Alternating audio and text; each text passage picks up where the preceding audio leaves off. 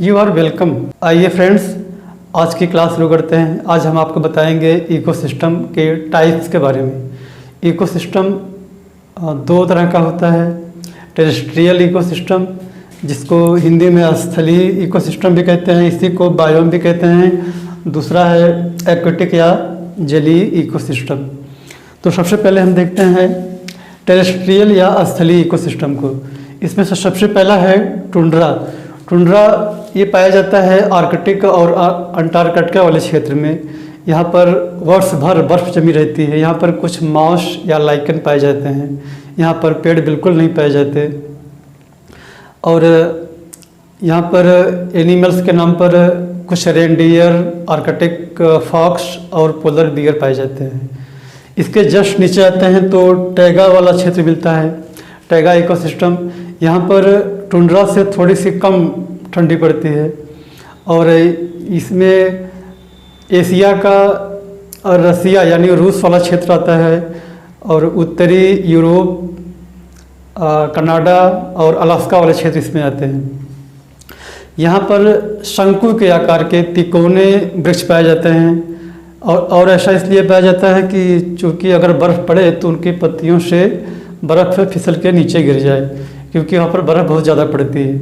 तो यहाँ पर शंकु के आकार के स्प्रूस, पाइन, फर जैसे प्लांट पाए जाते हैं। और यहाँ पर एनिमल्स कुछ उल्फ, टाइगर और साइबेरियन क्रेन जैसे बर्ड्स पाई जाती हैं। अगला है टेम्परेट डिसाइडुअस फॉरेस्ट। इसका मतलब है शीतोष्ण पतझड़ वन। यहाँ पर बहुत ज़्यादा ना तो गर्मी पड़ती है और ना ही बहुत ज़्यादा ठंड पड़ती है, इसलिए इसको टेम्परेट कहते हैं। यानी यहाँ का तापमान औसत होता है और ये एक साल में पत्तियाँ अपनी गिरा देती हैं। यहाँ के वृक्ष एक साल में पत्तियाँ अपनी झाड़ देते हैं, इसलिए इसको पतझड़ वन कहते हैं।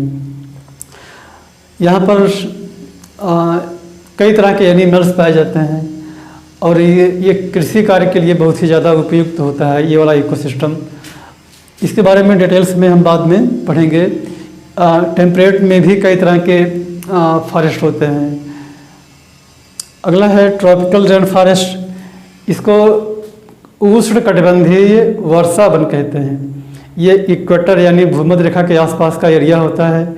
यहाँ पर तापमान बहुत ज़्यादा होता है, साथ में हवा में नमी की मात्रा भी बहुत ज़्यादा होती है।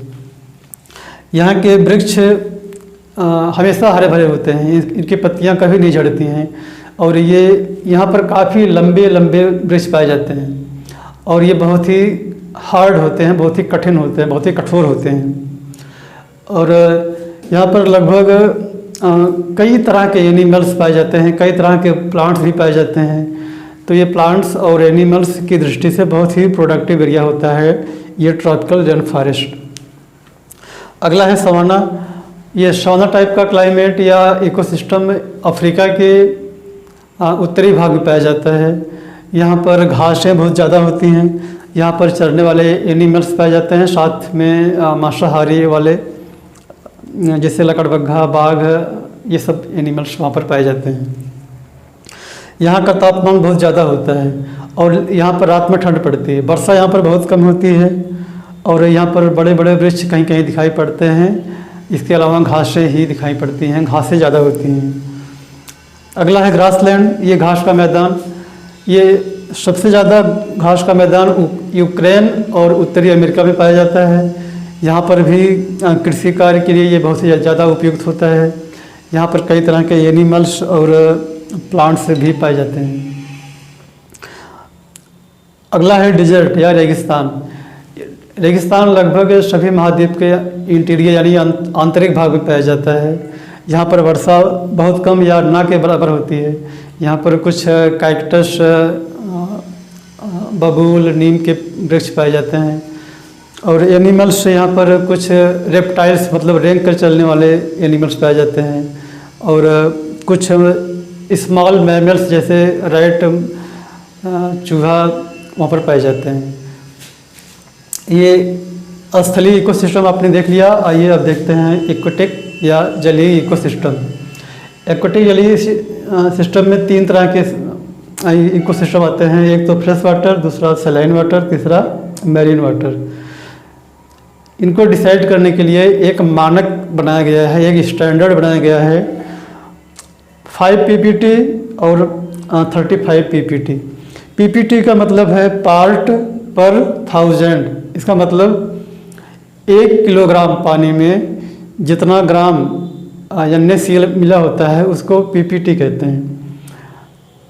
अगर 5 ppt से कम है NaCl पानी में, वाटर में, तब उसको हम कहते हैं फ्रेश वाटर। और अगर यही NaCl 5 ppt से लेकर के 35 ppt के बीच में होता है तब उसको हम कहते हैं सैलाइन वाटर। और अगर 35 ppt से ज़्यादा होता है तब उसको हम पानी को कहते हैं मैरीन वाटर। ये फ्रेश वाटर पाया जाता है नदियों में, झीलों में, तालाबों में, पोखरों में या फिर झरनों में, स्ट्रीम में पाया जाता है। और सैलाइन वाटर पाया जाता है मैंग्रोव फॉरेस्ट में या एस्चुरी, मुहाना, जहाँ पर नदी समुद्र में मिलती है वहाँ पर। और ये मरीन वाटर सागरों में या फिर महासागरों में पाया जाता है। इसमें सबसे ज़्यादा उपयुक्त होता है सैलाइन वाटर।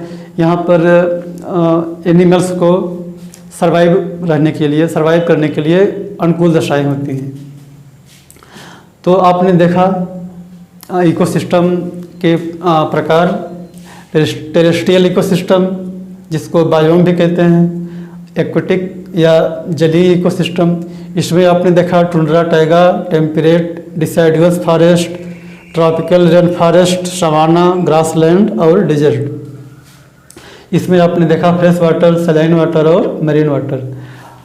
आई होप कि आपको इकोसिस्टम के टाइप्स के बारे में समझ में आ गया होगा। और मिलते हैं नेक्स्ट वीडियो में। Thanks for watching. जय हिंद।